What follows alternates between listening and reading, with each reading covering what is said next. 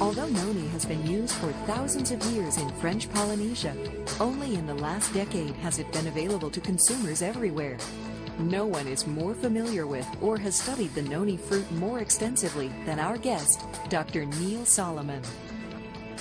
Dr. Solomon is a Johns Hopkins trained physician and former faculty member at Johns Hopkins and other leading universities. He is also a New York Times best-selling author. He was Maryland's first Secretary of Health and Mental Hygiene, has served as chair of 4 gubernatorial commissions, and has acted as health advisor to presidents and governors. For 18 years, he wrote a globally syndicated health advice column for the Los Angeles Times Syndicate. Currently, Dr. Solomon works as a global nutritional consultant, serving corporations and non-government organizations of the United Nations, such as the International Council of Caring Communities and the Communications Coordination Committee of the United Nations. Dr. Solomon has been studying Noni for nearly a decade, and his books on Noni have sold over 1 million copies in the U.S. alone. Please join me in welcoming Dr. Neil Solomon.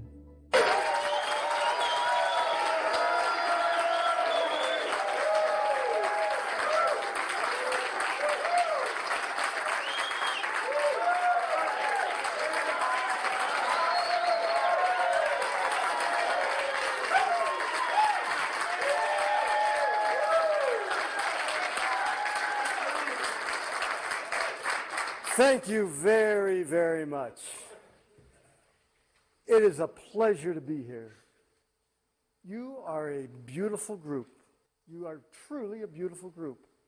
And together, we're going to learn about information that's going to make a lot of people beautiful, healthy and beautiful. I'm going to start this lecture with 21 reasons why you should drink Noni every day. It could be 221 reasons, but I had to pick 21 that I thought at this time might make some sense because they're the reasons that people tell me that they drink Noni. Well, in the 21 reasons to drink Noni every day, they're to try to prevent, or if you have the following diseases, help decrease your symptoms: cancer, heart disease, stroke, diabetes, the 4 biggies of what the people who talked to me said and the data I had. And one thing I found was consistent. Stress was the culprit. Stress knocked down all the conditions that help protect those people. Some people got back up, bounced back up, and did okay. Others didn't. But it seemed that the Hesian Noni juice in some way helped the majority of the people. What is Noni? Well, you all know what Noni is. You can see it there on the screen, up on the left-hand corner. As you know, it's really an ugly-smelling fruit. It tastes worse. I would never drink it. I would never drink Noni juice the way it comes out of the Noni plant. I couldn't tolerate it. But that's what Noni was. But the reason they tolerated it to people, it helped them. So the people primarily of Southeast Asia and the Pacific Coast area and the Pacific Rim area, they felt that Noni helped them, and so they passed it on from generation to generation. And it was because of that that terrible taste didn't prevent them from taking it, because they stayed pretty healthy. Tracing it back from Polynesia, where these people were located, you can find that it had its origin in old India back 6,000 years ago. And there it was known because it increased longevity. But it not only increased longevity, it not only made people live that they believe longer, but they lived healthier longer, and that's the name of the game. The name of the game is to live healthier, because if you just live longer and aren't healthy, That's no good.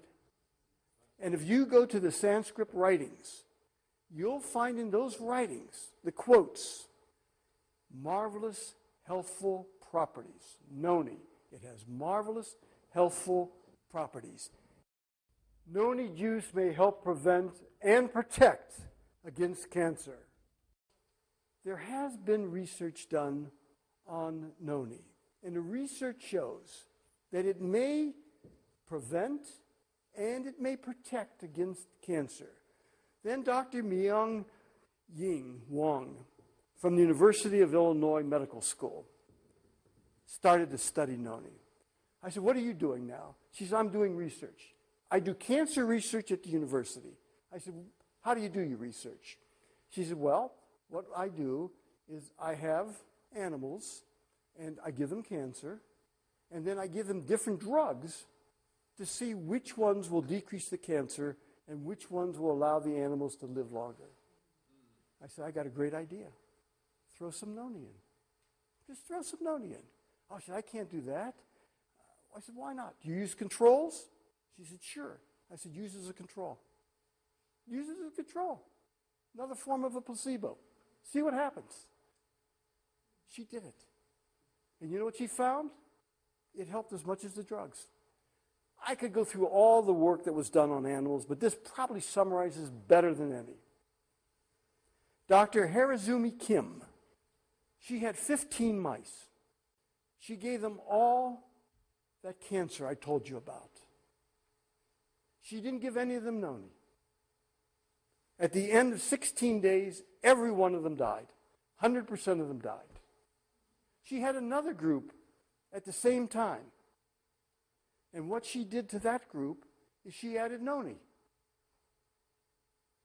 And every one of them lived. Every one of them lived. That's in the literature. I gave you the reference there in Pharmacology, December 1997. She also presented this. This was presented at the American Association of Cancer Research. This is for real stuff. Do I say that Noni cures cancer? No. Noni does not cure cancer. But I believe Noni helps in people who have cancer, and I believe that the side effects are minimal to none. So what do you have to lose by taking it? Noni juice may help with arthritis. There's no doubt in my mind that it certainly can decrease the symptoms of arthritis. Now, before Noni came along, people were using mainly aspirin and ibuprofen. But the problem with aspirin and ibuprofen is they can chew up your gastrointestinal tract.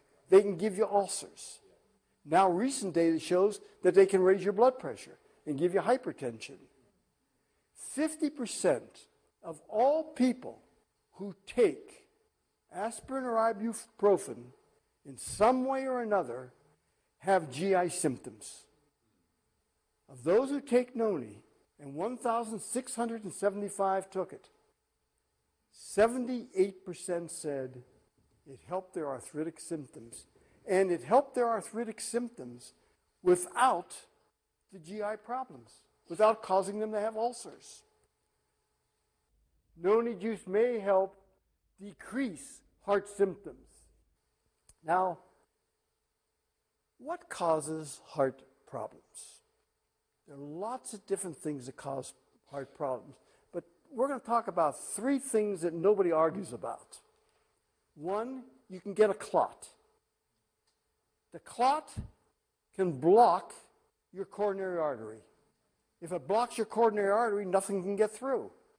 Blood can't get through. It has oxygen and nutrients, and so it's beyond the coronary artery. The other side of it, where there's no blood, that tissue dies. When that tissue dies, that's called a myocardial infarction. And that just means, infarction means death. Myocardium is the muscle of the heart, and that's what you have. That then labels you as having coronary heart disease, which is CHD, So when you see CHD, that's coronary heart disease. Most of it was due to the clot, secondary myocardial infarction, and then coronary artery disease.